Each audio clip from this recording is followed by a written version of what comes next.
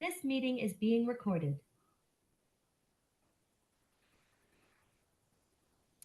Okay, I just got the notification it's being recorded, so I'll call us to order. This is the July meeting of the Lower Connecticut River Valley Regional Housing Committee on July 23rd.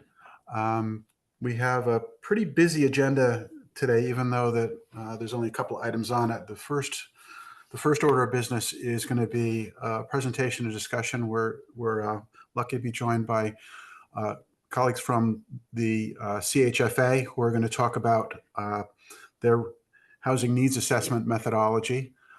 We have Andrew Bolger joining us, and we've got one other person who will be joining shortly. So without further, we're going to do the minutes and the housekeeping after this and then move into more of an internal discussion, but we wanted to front load the presentation from our guests. So without further ado, then I will, Eliza, if you want to say anything in advance, or Megan, and then we can start with the presentation from CHFA. Sure. Did you want me to put the roll? Yep. All right, I'll do the roll. From Chester, we have Bonnie Bennett. From Clinton, we have Abby Pearsall. I think I saw you. Yes, hello. From Deep River, we have Daniel Smith. I don't think Stuart is here from Cromwell. From Essex, we have Thomas Pinkowish. Yep. From Lyme, we have David Lom. From Middlefield, we have Jim Irish and Linda Darcy. Welcome. Thank you for joining us. From Middletown, we have Mark Kozakowski. From Old Lyme, we have Michael Fogliano. From Old Saybrook, we have Kathy Sugland, our new member. Thank you for joining us. From Portland, we have Dan Beret. From Westbrook, we have Eric Salmon. Eric Couture is here for Selectman of Killingworth, and I see Ben Lovejoy from Department of Housing, and our Sustainable CT fellow that we have joining us for the summer, Bridget Arcoit. I'm sorry if I said that incorrectly. Bridget is also joining us. In the room, I'm Eliza Lopresti. I have Kevin Armstrong and Susie Beckman. And of course, Megan Juflas is joining us from her satellite office at home. And Richard from Clinton. And Richard, and Richard Klinus is from Killingworth.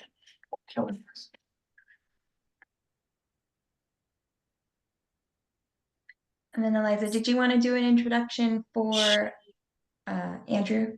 Yep, sorry, I'm just looking at the gallery. I was just trying to see if Kayla joined yet, but I don't see her yet. So Yeah, Andrew looks like Bolger. Yes, just entered the Oh, waiting she's room. coming in. All right. There you go. We'll give her a second, but we are very thankful that Andrew and Kayla are able to join us today from CHFA. Andrew Bolger is the Senior Research and Data Analyst, and Kayla Giordano is a Senior Program and Data Analyst, and they were instrumental in the creation of CHFA's Housing Needs Assessment. So they're here to talk to us today. And thank you. We appreciate it. Sure. Thank you, Eliza. So I'm going to go ahead and share my screen. Okay. So as Eliza mentioned, I'm Andrew Bolger. With my colleague Kayla Giordano, we both work in our research and marketing department here at CHFA. And last October, we published our housing needs assessment, which we're going to talk about shortly. But before we get into that, I'm going to hand it off to Kayla just to talk about who CHFA is, what we do, and also introduce the needs assessment overall. Thanks, Andrew. Hi, everybody. Good afternoon. Thank you so much for having us. We're excited to share our research and share a little bit about more what we do at CHFA. So for those of you who might not have worked a lot with CHFA or just need a refresher, CHFA is Connecticut's state housing finance agency. Every state has one. We are Connecticut's, and we were established in 1969 with the mission to alleviate the shortage of affordable housing. We are a quasi-public agency, which means we are self-sustaining. And although we were created by state statute, we do not function with state appropriations. In order to fulfill our mission, we have two main sides of the house. One is homeownership and the second is rental. On the home ownership side, we provide opportunities and resources for Connecticut residents to become homeowners. We do this in three main ways. The first is by offering below market rate interest rates, by offering down payment assistance and closing cost assistance, and also by partnering with HUD certified counseling agencies to provide home buyer education to help people become prepared to be homeowners and to stay homeowners. Our programs are generally restricted to first-time and income qualified home buyers. There's a couple exceptions, but in general, we work primarily with low and moderate first-time home buyers. Our home price and income limits are shown below. As an example, we picked Middletown since that's a part of RiverCog. So if you are looking to use a CHFA first mortgage in Middletown, your income can't exceed $171,000 depending on the number of folks in your household, and the home price limit can't exceed $624,000 depending on in what part of Middletown you would be buying in. And all that information is available on our website in a really cool looking map, so you can kind of look to see what the income limits are, what the home price limits are. On the multifamily side, that side of the house is really looking to pursue the creation, acquisition, and preservation of rental units. We do that by financing new and rehab construction of affordable housing developments. We do this with a number of programs, the largest being the Low Income Housing Tax Credit Program, but we also have some smaller programs, the Housing Tax Credit Contribution Program, which is a grant program. We also partner with community development financial institutions through our small multifamily loan pool, and that provides funds to CDFIs who then lend that money out to small local developers to redevelop small multifamily properties between 2 and 20 units throughout the state. We also recently launched the Build for CT program, which we're going to talk a little bit more about later. And through these programs, we create housing that is affordable generally to folks between 50 and 80% of the area median income. There's another example there from Middletown. For a family of 4, 50% of the area median income would mean that that household is not earning more than a little less than $61,000, up to a little over $97,000. So this is really the exciting part of the presentation that Andrew and I really enjoy, is sharing our work that we did on the housing needs assessment. So the housing needs assessment was published late last fall, and it's really intended to serve as a resource both for CHFA to help guide our work, our internal strategy, and direct our resources, but also as a resource to our partners to help you make informed decisions about what's going on in your communities. So the needs assessment is split into 4 main sections. The first is demographics and housing stock. Then we have the housing gap analysis, COVID-19 implications, talking about the radical changes that happened in Connecticut's housing market in the wake of COVID-19, and then also a section on market typologies. And the needs assessment draws on a wide breadth of data from the Department of Housing and Urban Development, the US Census, as well as CoStar, Zillow, Home Mortgage Disclosure Act, and more. And you can find a copy of the needs assessment as well as some extra resources on our website at that link. So just to kind of set the stage, Andrew is going to talk a little bit about those COVID-19 implications and what's going on in the housing market. I'm going to start us off just by setting the scene of what does the demographics look like in Connecticut right now, and what does our housing stock look like. So this chart we always start with because it tells a really important story. We often hear that we don't need more housing, we don't need affordable housing in Connecticut because our population is not changing or growing. So this chart here in blue, you'll see the percent change in population between the 2017 and 2022 American Community Survey estimates, which are a part of the census. And you'll see that across most of the COGs in the state, there was actually a slight increase in population during that time frame.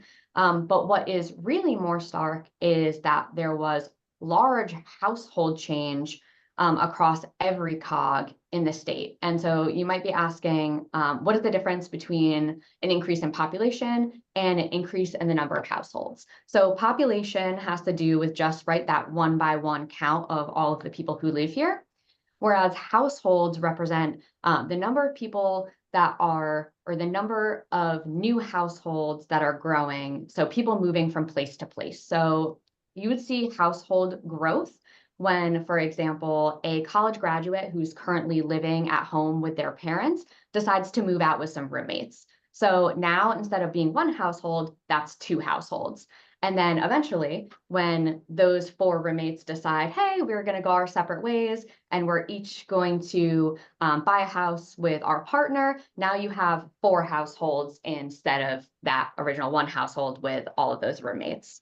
And when household growth changes, we see an increase in demand for housing. And Andrew's going to get more into that later. Right. And just to interrupt, so the River Cog between 2017 and 2022, it's the most recent census data we have, saw a population increase of 0.7%, but a household increase of 3%. So, and that's kind of in line with the state.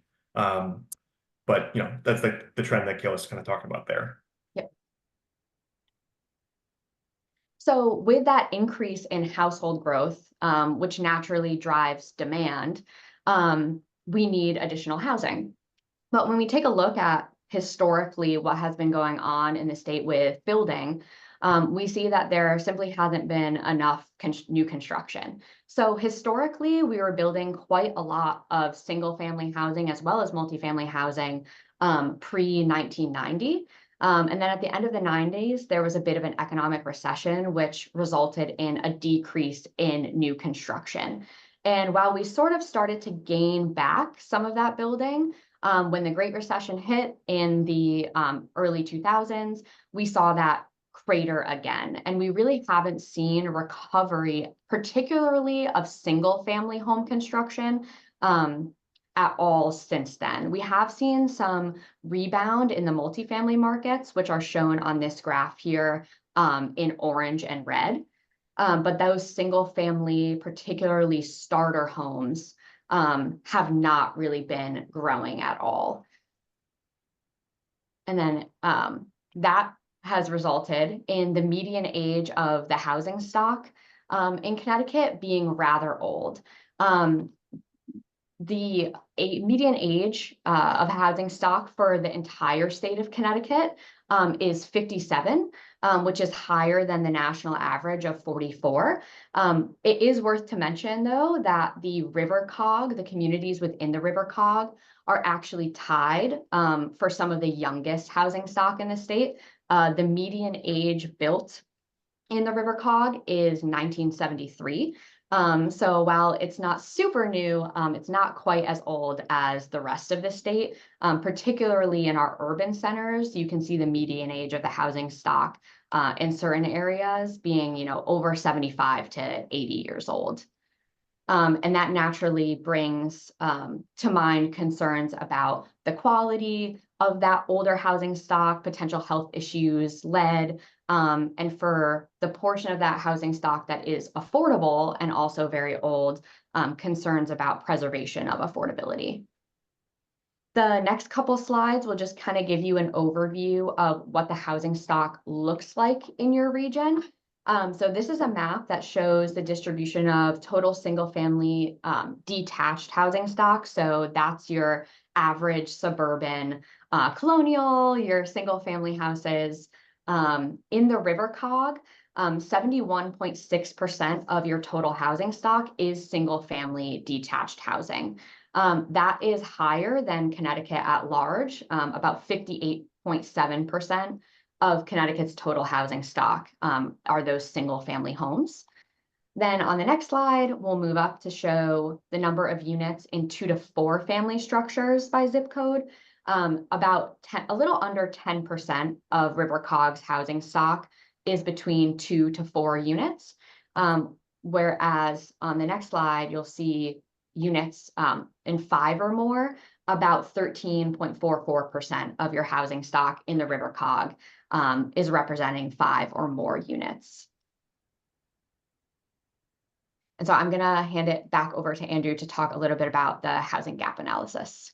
Sure. Thank you, Kayla. So kind of the main feature of the HNA is what's called the housing gap analysis. And the goal of it is to kind of estimate the number of additional units needed by renters and owners at a given income bracket to basically have the inventory match the number of households in that income bracket. And this is kind of the number that you can hear, you may have heard floating out there about, how many units are we short. We pitch it as not really necessarily a housing production target. It's not the number of units that need to be built, but rather it points to where additional production could be of use. The data we use comes from HUD. It's called the Comprehensive Housing Affordability Strategy, called CHAZ. It's kind of a mouthful. It's used by HUD for planning purposes, distributing grants, and demonstrating housing needs like we're doing here. And the way it's calculated is taking the number of households, again, in a certain geography, in a certain income bracket, and subtracting the total number of affordable and available units to that income group, accounting for other income households that are occupying this housing stock. So when we zoom out to the state as an example, what we see here on the left in those blue bars are the total number of households earning 0 to 30% AMI throughout the state. And this is for renters only. And they're shaded by whether or not they are in dark blue cost burdened or in light blue not cost burdened. On the right, you have the total number of affordable and available units to this income group. And those are shaded by whether in kind of the darker green here, they are occupied by a household earning this income level, or whether they are occupied by someone earning a higher income in this kind of greenish color.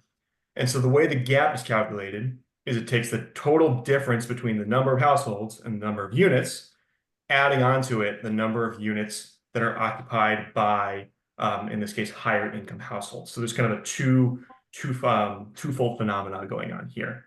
And when we zoom out to the entire market, what we see is on the lower end of the market, the 30% and below, we see an outright shortage of units. And this is also for the River Cog, but mirrors what's going on at the state level as well. So we see a shortage of units affordable to under 30% AMI, but also a shortage on the other side of the market for folks earning above 80% AMI.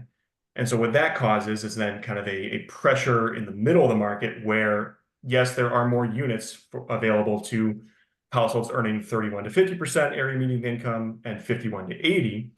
But because of the lack of units on the poles of the market, they're competing against higher and lower income households for additional units.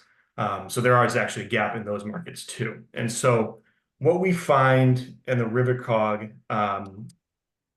level is that there's roughly a 3,500 unit gap for renters earning 30% and below. We find that 41% of the units priced for these renters are occupied by renters at a higher income level. We also find that the lowest income renters are forced to then occupy units at a higher income price, so that 28% of them are occupying the units for renters earning 31 to 50, 17% of them are occupying units for 51 to 80, and again, another 17% are occupying units all the way up priced for greater than 80% of the area median income. On the flip side, we see on the higher end of the market, with a lack of higher priced options, we find that 15 or 16% of units are priced for 0 to 30% AMI are occupied by higher income renters, and that 28% of the units priced for 31 to 80% are occupied by 80% and above households.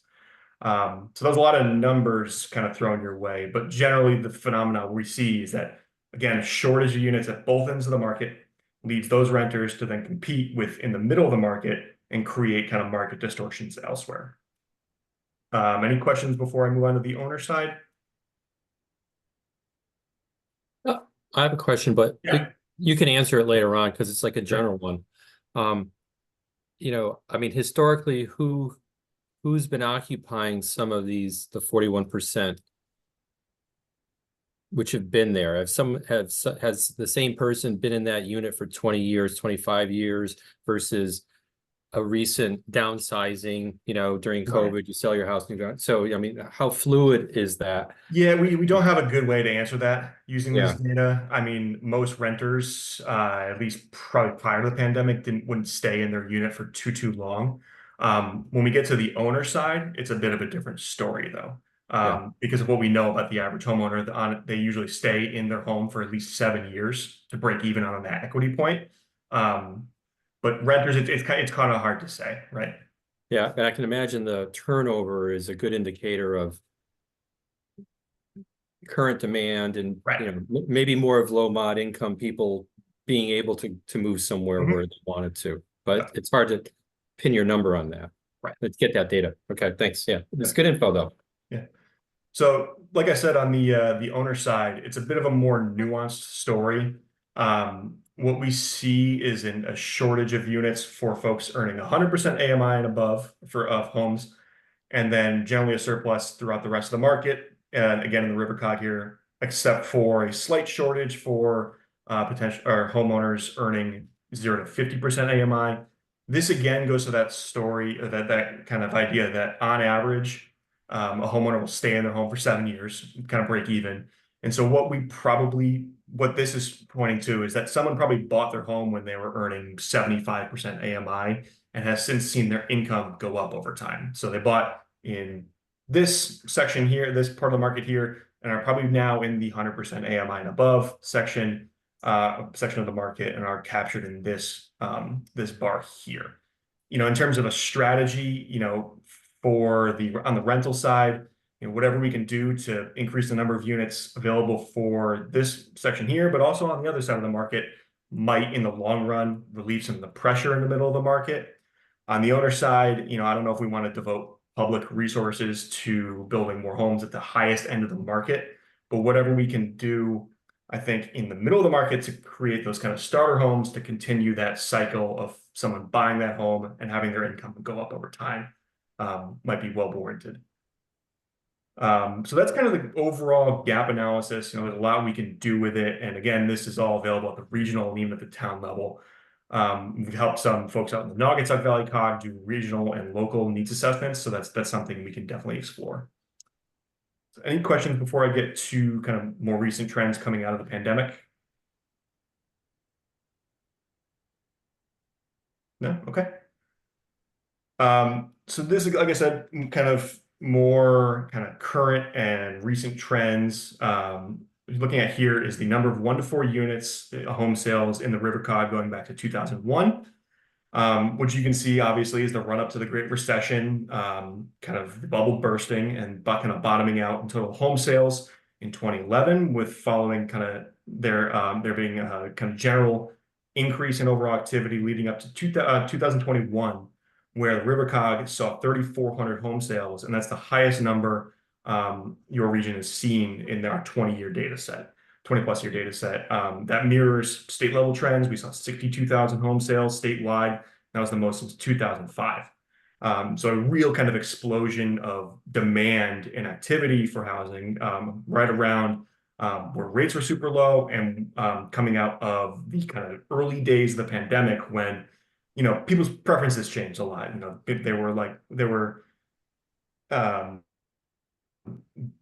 lot of millennials realized they didn't want roommates, or they wanted that yard, or they finally said, okay, I can actually afford to buy a house now. And so that's hence why we saw this uptick in activity. And on the other side of the market, unfortunately, what we saw was a real decrease in overall supply throughout the market. So this is for sale inventory by county from Zillow. So it's basically just a count by month of everything that comes online on Zillow. By metro area, and statewide in the bars here, you can see pre-pandemic 2018, 2019, we had anywhere between 15 to 20,000 homes for sale in a given month. There's some seasonality to that, given that folks generally don't list their homes in the winter months or in the school year. Activity kind of generally picks up in the summer months. But right in the middle of this chart here, you see March of 2020, we didn't see that same kind of seasonal increase into the spring. Again, kind of a preference change, more current homeowners probably were a little skittish of listing their home, given what was going on at the time. But since that time, we have not seen a real increase at all in inventory. And right now we're about 2/3 of the inventory we had at this time in 2019. And that follows. So Middlesex County is captured in the Hartford market, Hartford metro area here. And right now we have that inventory deficit down 68% since May of 2019. So really limiting what's available for sale in the market currently. And what that does is it gives home sellers a lot more negotiating power in a transaction. And so what we're seeing is kind of the onset of bidding wars, right? And we see the percentage of homes listed that sell above their listing price have gone up significantly. So pre-pandemic, again, we saw 20% of listings sell above the list price. That number jumped up to roughly right now, depending on the month you're in, roughly 60% of listings selling above. And that peaked in some markets, notably the Hartford market here in mid-2022 at roughly 79% of listings selling above. So homes are selling for more, and they're also moving faster off the market. So this is the mean number of days until pending, basically how long it takes on average for a home to go from listed to accepting an offer. And again, pre-pandemic, we would see this number hovering between roughly 50 and 100 days, depending on the market. And then as of now in May, this past May, we saw in the Hartford market, again, that includes Middlesex, an average of 13 days down from 53 in May of 2019. So all that combined creates a really challenging market for home buyers, even excluding what the Fed is doing to counter inflation. And so this is the average 30-year fixed rate by month back to 1971 in blue, and then in green there, those bars, that's the year-over-year change in that interest rate. And right now we're hovering around 6.5–7%, depending on the week. And you can see that historically that's not abnormal. In the 80s, we had rates upwards of 18%. We've come down pretty significantly, but what is abnormal currently is the speed and velocity at which rates have gone up. So between October 21 and 22, we saw the largest year-over-year increase in that interest rate since 1981. So that, again, combined with all the factors we talked about previously, is creating a very challenging market for first-time home buyers, especially. And Kayla's going to talk about one of those programs that we're helping administer to help buyers compete in this market.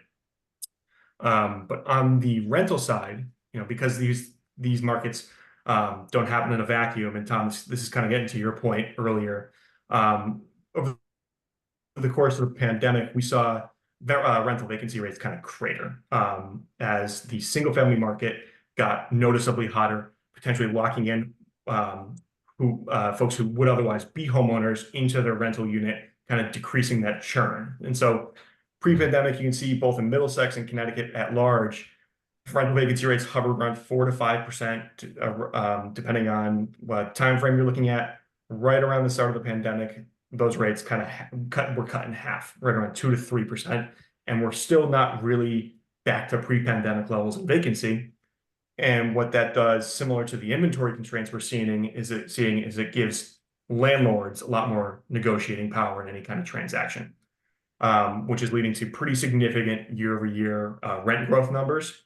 And you can see here the blue line, that's the average effective rent per unit, and then again in green, that's the year-over-year change in that average rent. And so in the Middlesex County region, we saw in Q2 of 2023 a year-over-year increase of 11%. So pretty significant numbers. We saw between the second quarter of this year and the second quarter of 2019, rents go up roughly 35%. So, the average rent now is roughly $1,750 in this region.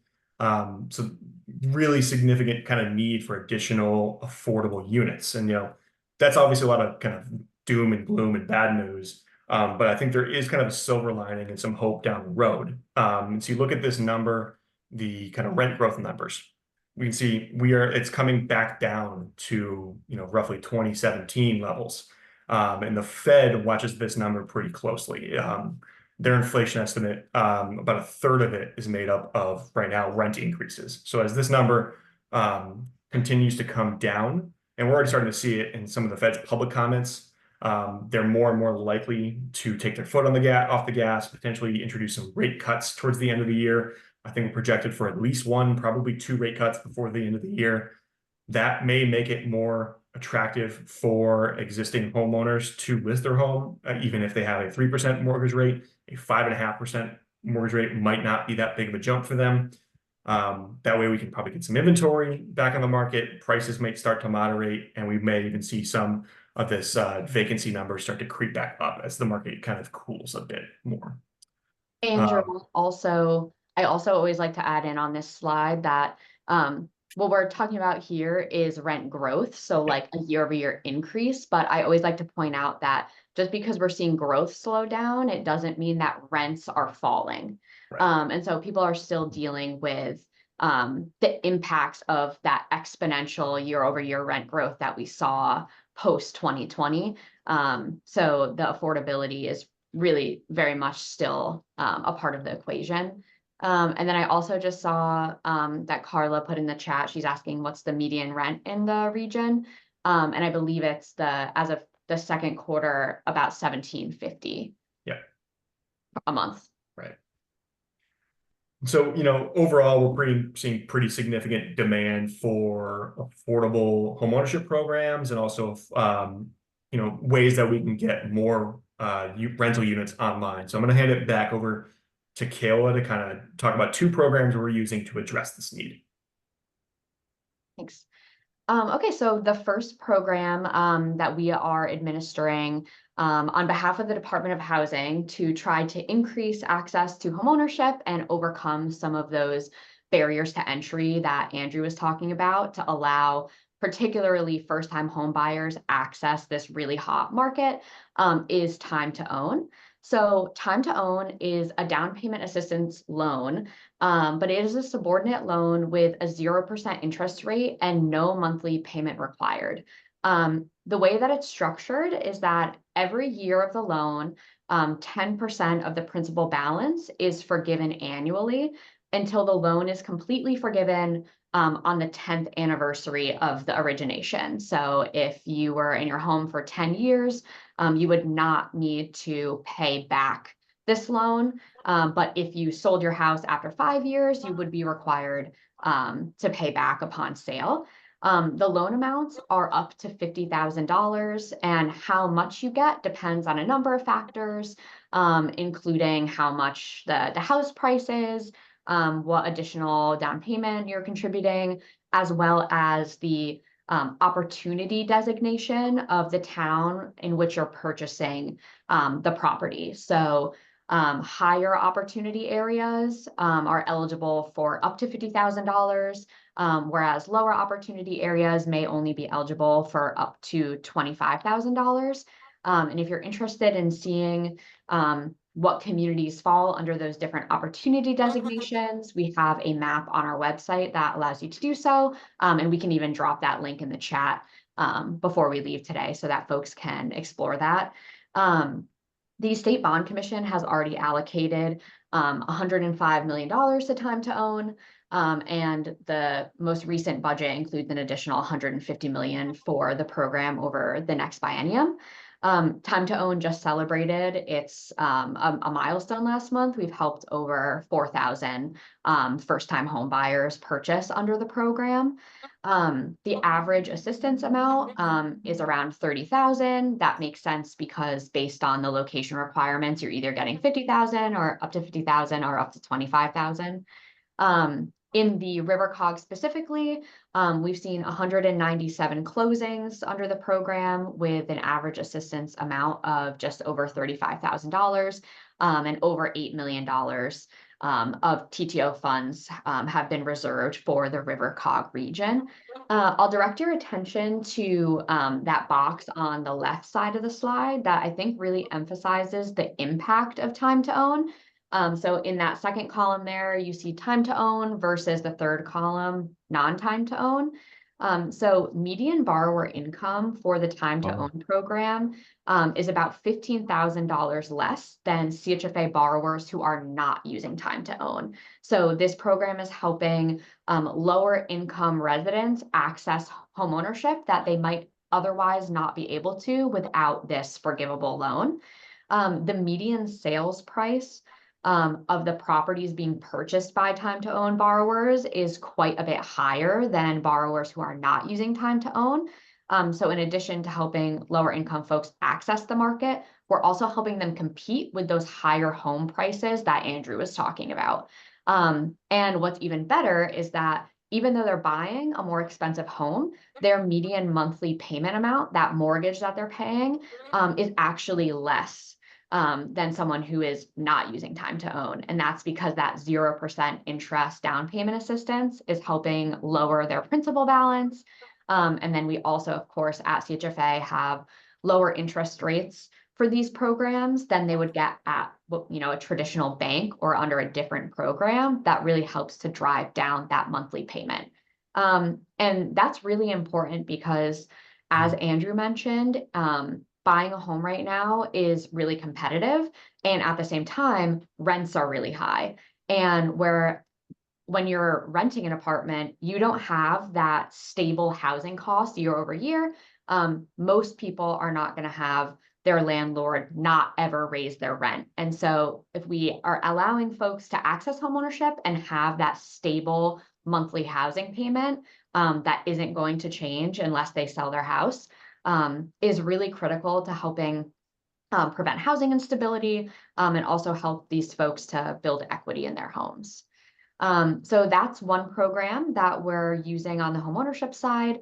And then we also recently launched a rental program called Build for CT.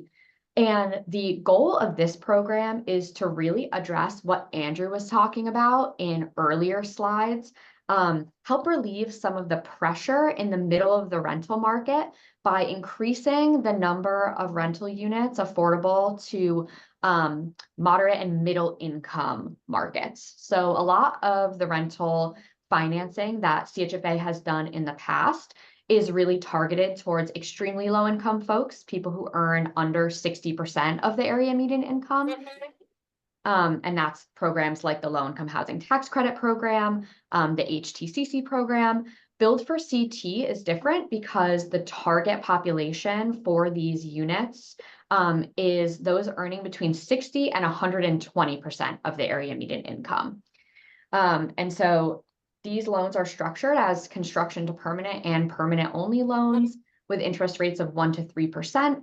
And we're really currently targeting these funds towards developments that have sort of already begun their construction and development, but might have a gap in their budget because construction costs are really high right now. And so we might have a developer come to us and say, we are interested in, we're building this 100-unit development. And previously we were going to have no income restrictions, but we have a gap in our budget. Could you help us? And we say, yes, as long as you restrict a portion of your units to those earning between 60 and 120. And ideally what we're hoping to see is that with the addition of these middle income units, that some of that pressure Andrew was talking about will sort of start to be relieved. And that's, a part of our overall strategy. And if you're interested, our very, very long-term strategy. Yes, our very, very long-term strategy. This is not going to be a change overnight by any means, but we're trying to add these affordable units where we can at different income levels. And if you're interested in learning more about this program, you can email buildforct@chfa.org to connect with Vin Bergen, who's our program officer for Build for CT, who can provide you with a lot more information. But on the next slide, we have an example of the 2 projects that have closed so far under this program. Kelson Row in Rocky Hill, that has a total of 213 units, a mix of 1 and 2 bedrooms, with 20% of those units being affordable to those earning between 80 and 100% of the area median income. And then also Steelport Harbor in Bridgeport, that will boast 420 units of housing with 30% of those units affordable to those earning between 80 and 100%. And that development has a mix of studio to 4-bedroom units. And that kind of brings us to the end of our formal presentation, but we wanted to share just some additional ways to access our resources and to connect. So there's a link here to our research data and reports page where you can find links to the housing needs assessment, to other research and evaluation that we've done on programs, our housing data dashboards, including our first-time homebuyer dashboard that can give you an overview of all of the lending that CHFA does, in addition to a lot of other resources. You can also use the link here to sign up for our mailing list to receive updates on news and programs and events that we're working on. And you can reach Andrew and I at the research@chfa.org inbox.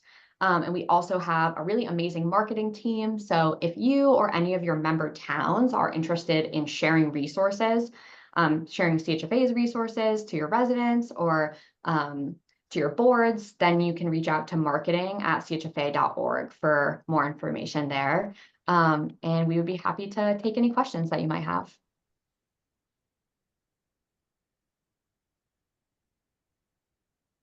I have a question. Yeah.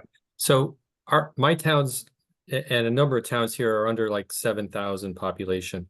And, you know, the short one is, can Build for CT be applied to, say, a mixed use older home that used to be, you know, like a pharmacy on the first floor and the family lived on the second floor.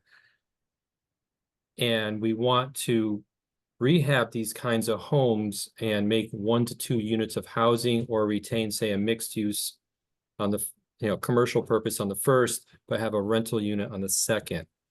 Or if that's not it, where could you direct us to find a small scale program like that? Yeah, absolutely. So my inclination is to say that Build for CT is going to generally be used for larger scale projects. However, there are other programs that I think we could connect you to learn a little bit more about for small development. So the first one that comes to mind is our HTCC program. That's Housing Tax Credit Contribution Program. Yes. And that is a grant of up to $500,000. It's a competitive application process that happens once a year. And that program is really meant for exactly what you're saying, for very small developments. So, you know, you might see a Habitat for Humanity come in and say, we want to rehab this property to then use for home ownership. Or we want to rehab this property to be a 1 to 2 rental. So that program, I think, sounds like it would align really well with what you're thinking about. And then there's also the CDFI Small Multifamily Loan Pool Program. I'm not sure if your town or the COG is connected with any of the Connecticut CDFIs. There are a couple of them. The Hartford Community Loan Fund, as well as Capital for Change, both operate statewide, and they are a part of our CDFI Small Multifamily Loan Pool.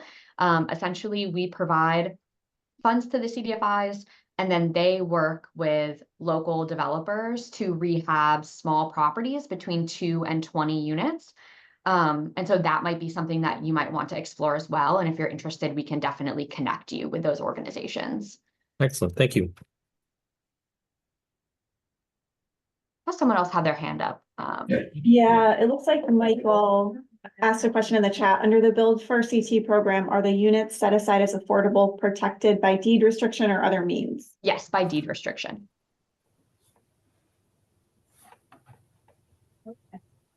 Do you have rental data for the region excluding Middletown? I think we could get that. I Yeah. think you could get that. Yeah. That I don't would, have it handy in front of me though. thanks. The reason I ask is because I suspect that Middletown is very much skewing those averages and those medians. Sure. And I'm the executive director of Hope Partnership. We're a small nonprofit developer, mission driven in this region. We work exclusively in the high opportunity small towns. And one public disconnect I think that we're having with folks right now is there are a lot of people in this region that have owned their homes for a very long time. And so they might have a $1,400 mortgage, $1,700 mortgage, or they've already paid off their home. So they are shocked by what the rental market really looks like in these towns.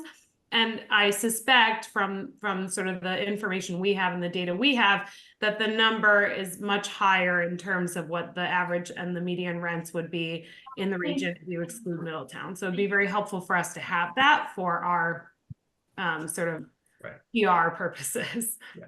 Yeah, you know what you could do, and if there's any other like really nitty-gritty data questions, is reach out to that research@chfa.org email, and we'd be happy to help you out there. Perfect. Yeah. And then I actually had one more question. I was just wondering if the state's doing any forecasting related to climate migration. I'm starting to see a lot more concern about folks leaving hot and wet areas of the country. And as I think we all know, Connecticut will have a reasonable climate in 20 to 50 years comparatively.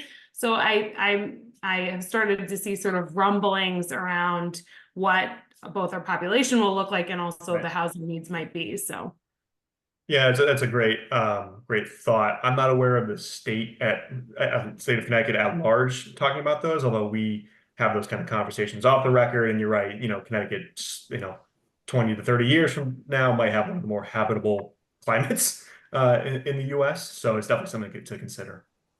Yeah, and I wouldn't be surprised if some of the other agencies that are more climate focused are having those discussions. So DEEP or DECD and DOH.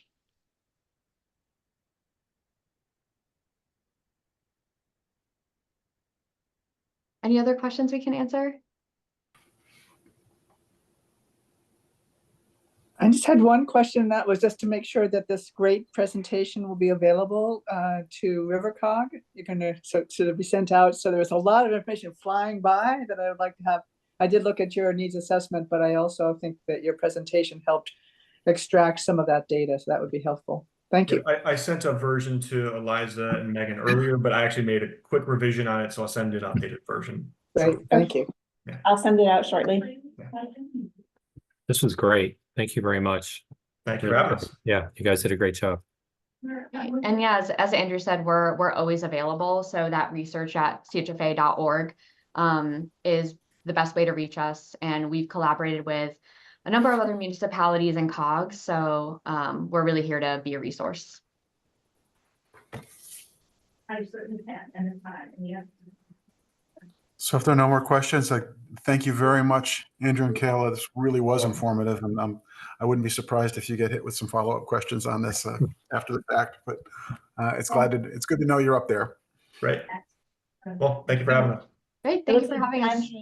Looks like Ben might have a question. Oh no, he's clapping. Sorry. Thank you, Ben. Can't see. All right. Thanks, everybody. Okay, Thank you. have a good afternoon. Thank you. Bye. I'll email you with the phone number and stuff too. Yeah, so you guys can talk.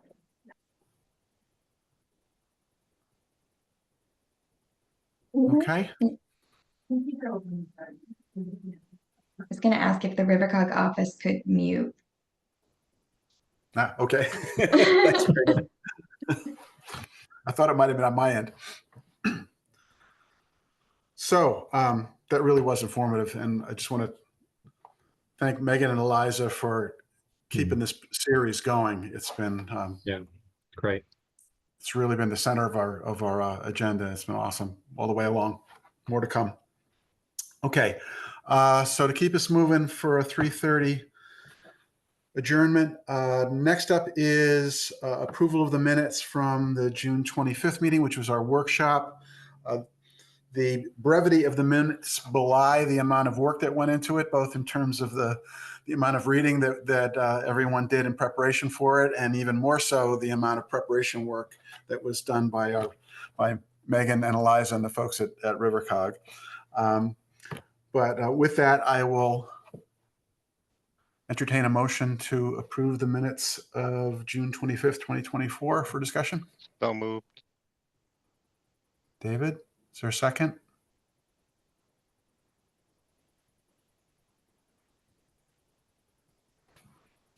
And by Eric. Yeah, I saw Eric. Yep. We're good? Any discussions, corrections, omissions? Okay, hearing none, all in favor of approving the minutes of June 25th, please signify by saying aye. Aye. Aye. Any opposed? Abstentions? I wasn't there.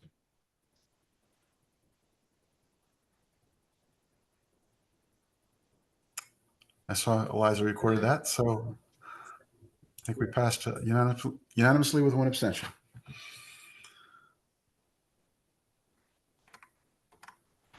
Okay. Now, continuing on that theme, let me just check the agenda, make sure I got this right.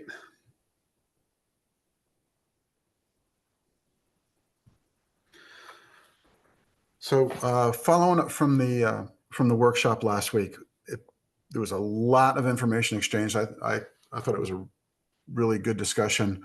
At the end, things got moving pretty quickly as we compressed into the last phases there, and Megan was a blur moving those stickies around up on the whiteboard.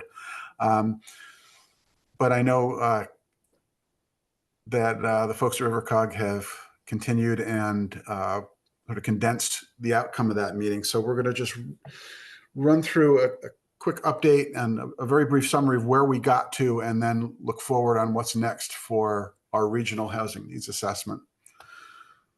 So with that, I'll turn it over to Megan and Eliza.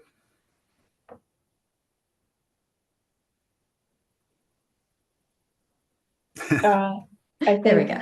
Yeah. There it is. Sorry. Photo album. Too many things happening at the same time. All right, so what we've done is we've taken some nice handy pictures of the boards as they were and put them into some more legible diagrams, and we'll send this all out to you following the meeting, and we end with some next steps. So I'll just kind of start with a walkthrough. Let me move this bar out of my way. So the first board was allocation, and we started with, the first board was determination, and we started with future need is projected population over household size less existing units plus vacancy. And as we started talking, we added notes throughout, which I've captured here. So you can see in the diagram in the blue is our initial notes, and then each of the stickies are now turned into questions coming off of these. So for projected population, we want to know, is this where we look at open jobs and job growth? Does this number account for climate migration?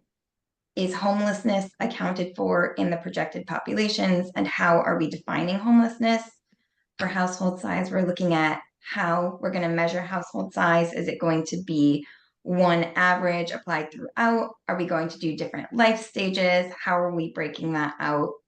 For existing units, we want to know where will unit shortage and underproduction be captured? Will this include doubled up households? Will that be captured?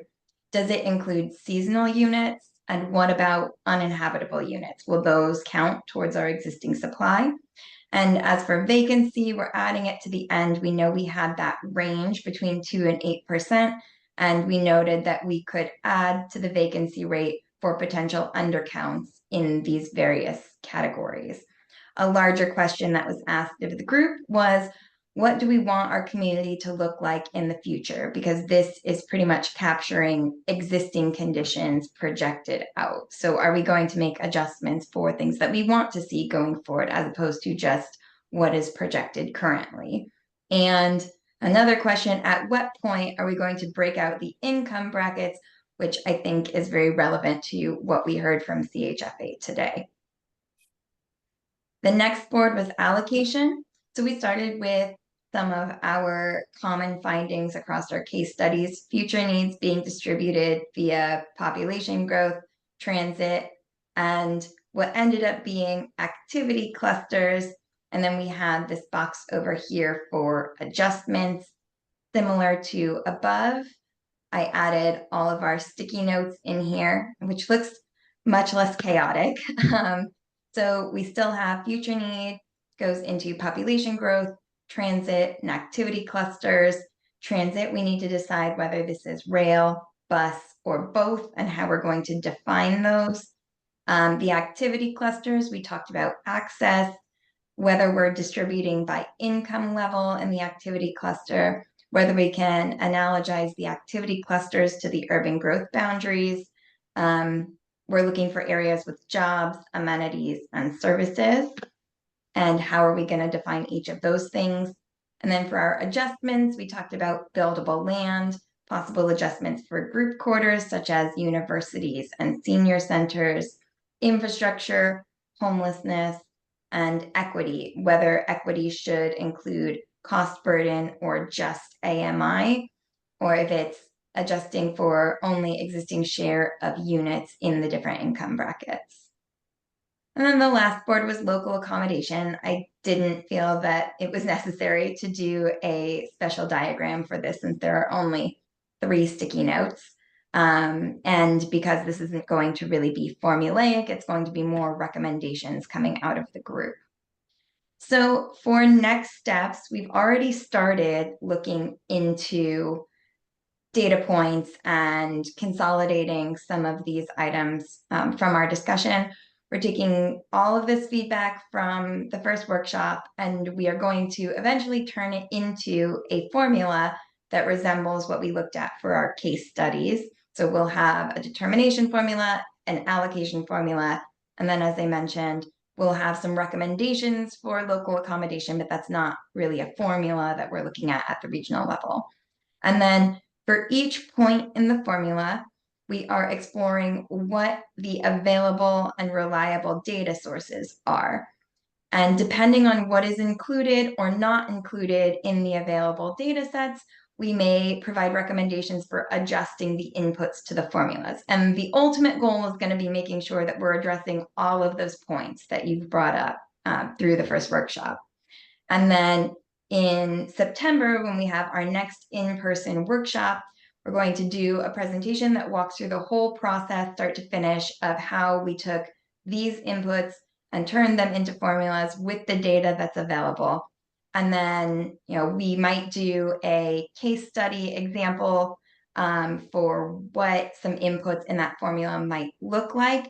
And then we'll have an opportunity to all discuss whether this makes sense, whether there need to be tweaks or adjustments, or whether we feel comfortable moving forward with that formula. And that's kind of where we are. We've got a lot of work to do in that time, but it is underway. And hopefully this makes it clearer for you to take back, look at, ruminate on between now and then. Should I take this down, or do we want to keep looking at it? Thanks, Megan. Your summary has caused it to belie the amount of work that went into that because it's so well summarized. But that's the tip of a very big iceberg. Hey, one thought, as you mentioned, going forward, you're going to start to identify the data sources. One of the things I noticed in reading that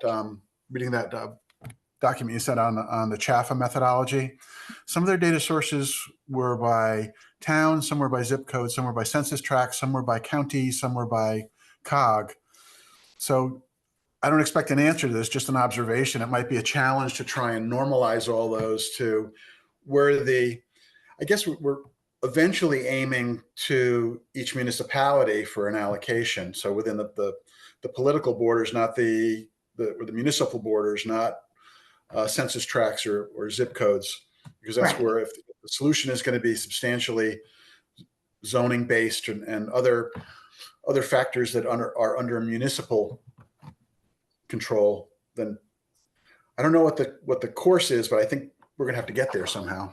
Yeah, so I think 2 things. One, I think a lot of what CHFA provided in their data is a profile, right? So not all of those inputs are necessarily inputs that we're going to need here. And so we might not need that level of specificity. And then I think the other thing is going to be finding most of our data at the regional level because, and Kevin, you can jump in here, but I'm sure we have a lot of data folks on the call, so anyone can jump in.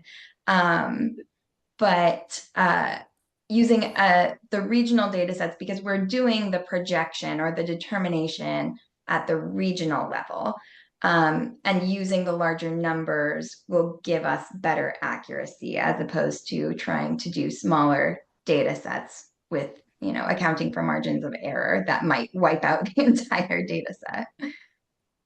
Yeah, Michael, this is Kevin over RiverCog, lowest common denominator, because the data is all over the place. Ideally, I think town level is probably what we want to strive for. Obviously for the big picture, like Megan just said, the region is a focus just to show the whole area, how it compares. But my guess is we probably wouldn't go that much lower than the town level. Yeah, I think that's the answer. I don't want to belabor this, but Yeah. Aggregating the data at the regional level is good because that's where your need is going to roll up to. But then the allocation is going to have to be in units of town, I think. So that's The so I think usable data, yeah. we have the Yeah. right span. It's just, as I said, the path. But anyway, I'll let it lie at that because we could go on. Yeah, unfortunately, the census does recognize the region now as county equivalent. So at least going forward, county level data will be provided at the COG level, which will be great.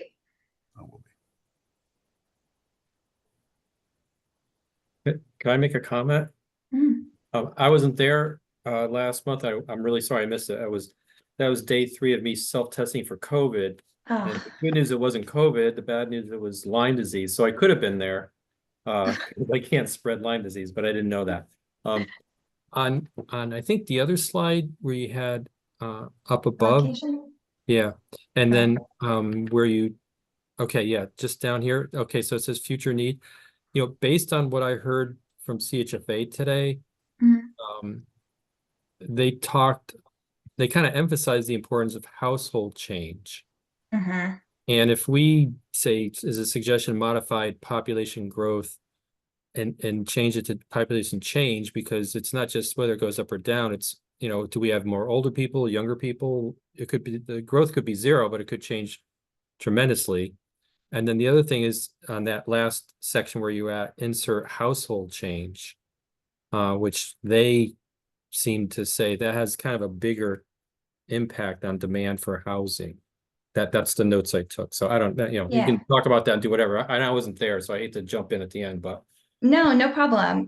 No, I think it's good to clarify. So I think we're thinking up here at projected population. Because one thing that we are doing that CHFA did not is we're accounting for future population changes. Whereas they were more focused on current population needs. So this would take into account whether it's a growth or a decline in projected. Down here, and in fact, this is something that we had talked about internally as well, we have population growth as a potential allocation factor, meaning up here, once we determine the total number of units that the region needs, we'll distribute it out based on where we think the units should go. And one of the ways we might distribute it is based on the municipalities that are projected to have the most population growth. So, some units would be distributed purely based on where the most growth would be happening. Some would be distributed based on which municipalities have transit, and the rest would be distributed based on these areas of activity, which we talked about as including jobs, amenities, services, access, all of these things.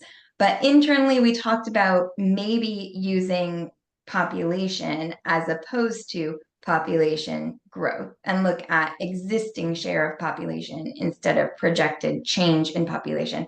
Because of that very reason, as you point out, we may start seeing negative numbers, and we at least know that every municipality should have some units because of current underproduction levels and current need.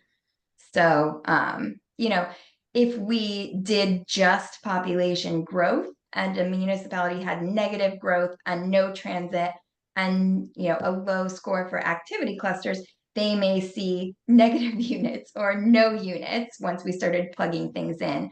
And I think that's kind of counter to the goals that we were trying to achieve. This population allocation was supposed to be kind of the equalizer to make sure that everyone gets something. Does that answer question?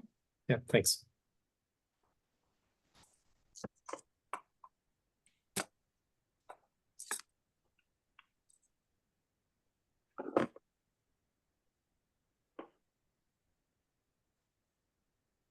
And as I said, we'll send this out and everyone can take a look.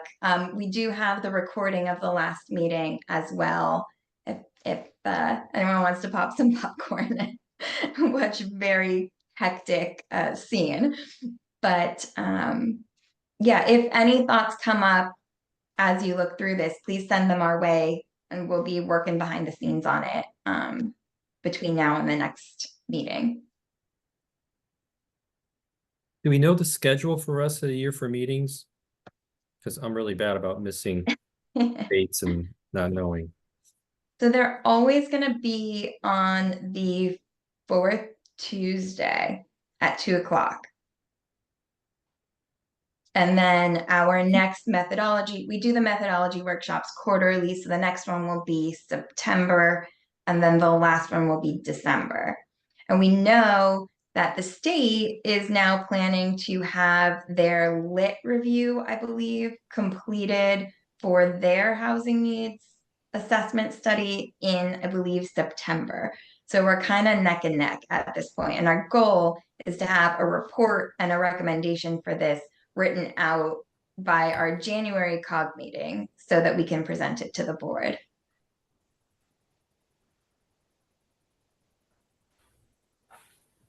Nothing like a good deadline.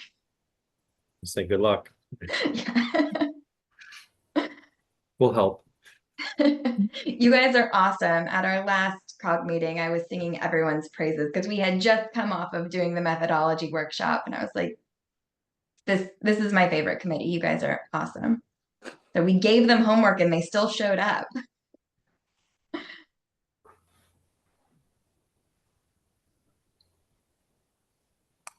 So any more questions or discussion on the, on where we're headed with the needs assessment? Still haven't let out the breath for the timeline from learning what the timeline is.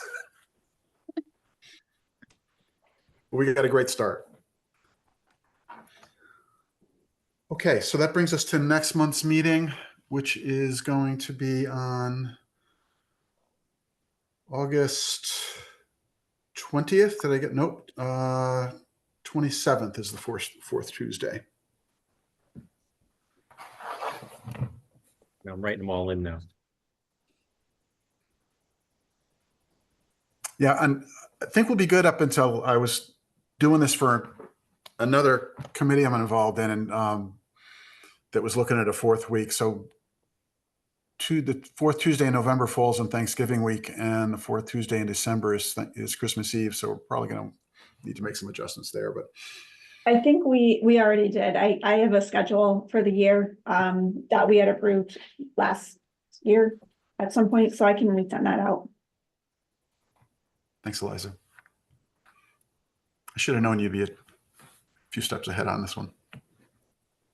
And in December, we will again have cookies and hot chocolate. It's a good meeting. That one's going to be in person, right? Yes, of course. No, I will have cookies and hot chocolate and you all can watch me. Actually, virtual cookies is what I should be eating, but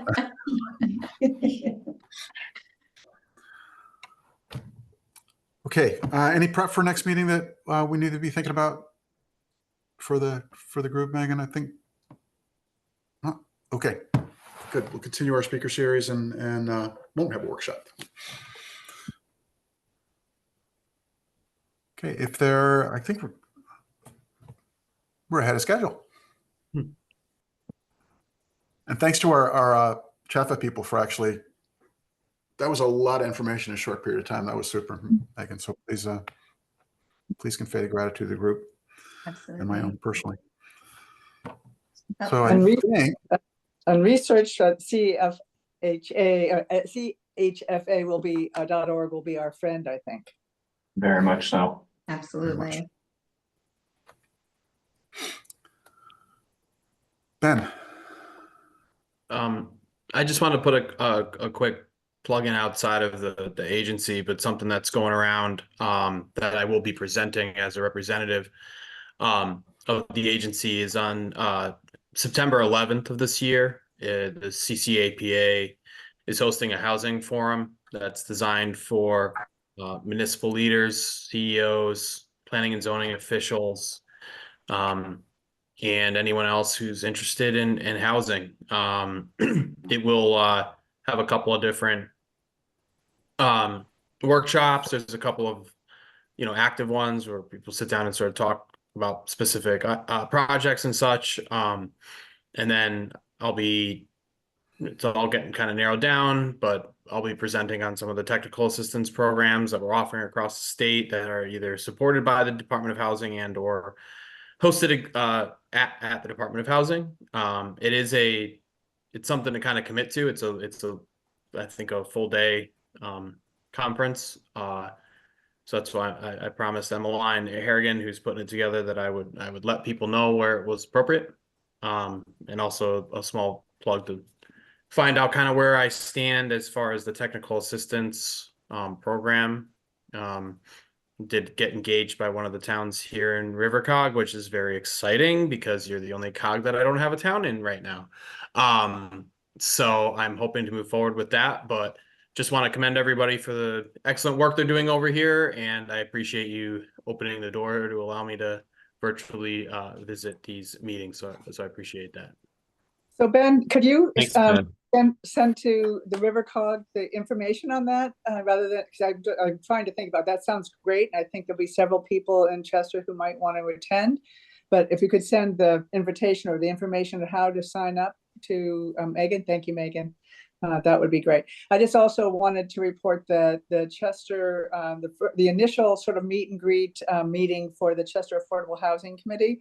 We met last night for the first time. So I think it's part of our plan that we had put together in 2022, I guess it was, to have a housing committee. So that was pretty exciting. So we may also be trying to reach you, Ben.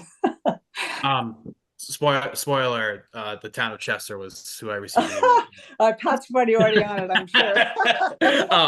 Yeah, Okay. I want to first off congratulate you for formalizing the official Affordable Housing Committee. And I commend every town that puts one of those together. I think it really legitimizes some of these conversations that you can have at the local level by having a sanctioned town. I mean, as Megan, we put a lot of work into getting this one formed officially, and not sort of an ad hoc committee, but something that really the town can stand behind and say, look, we're addressing this. That the CHFA presentation, I think, really speaks to the fact that, we have a housing shortage across all levels of affordability. And then the pressure that puts on the upper and the lower ends of the spectrum, sort of mashing into this middle area, really, really impacts things. And the agency itself is committed to developing units across the state, with obviously a big focus on those developments having large components of them be a deed restricted affordable. It's kind of where we like to see things happen. But the CHFA is an incredible opportunity. I can tell you that I'm working with 2 different municipalities that are looking to do anywhere between 200 and 400 units. And are both seeking out information about that particular program. The time to buy, or the build for CT program. It's a tremendous opportunity. So if any of the municipalities that are on this call here today have project specific issues and they're like, you have your town, the parcel, you have a developer, there's shortages on the funding side. I'm finding myself doing a lot of that type of technical assistance where I'm just sort of coordinating, getting CHFA in the room, getting the developer in the room, getting those things. Let's move some of those stuff along. So great information, and shout out to the River Cog for getting them in there to talk about this. I think you guys are one of the first people to have that formally presented on, at least as a component of the presentation. So.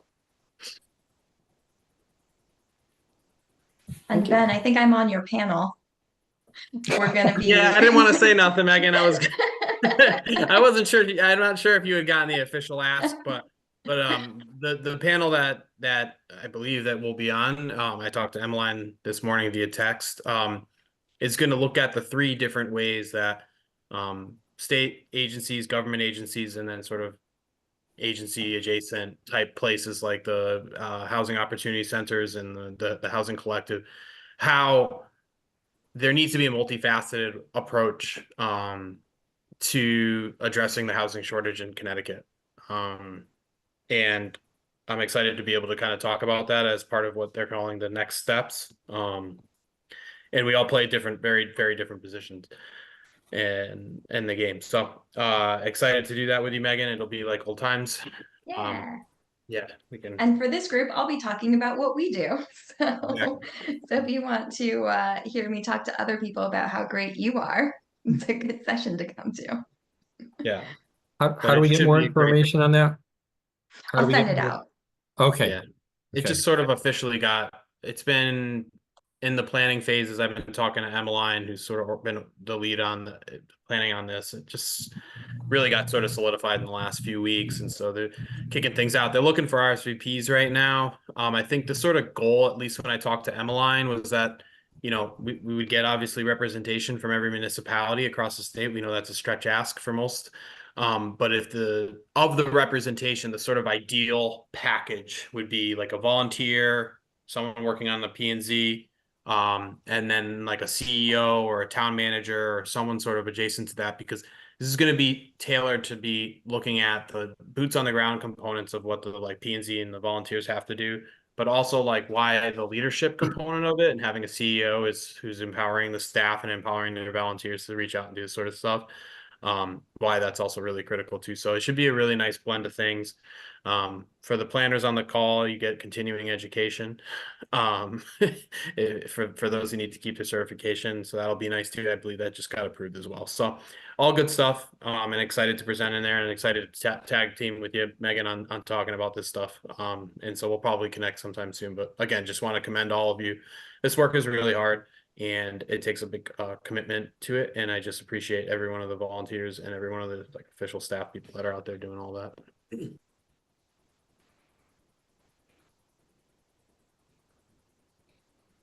Thank you, Ben, and thanks for walking through that door when it opened for you. I really appreciate it. I think it's really a powerful link to have you linked in with us at this level. It's been great. I got the day blocked.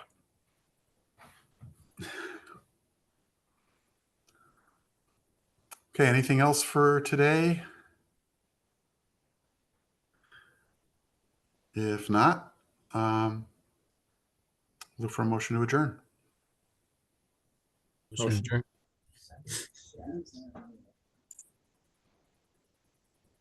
Second?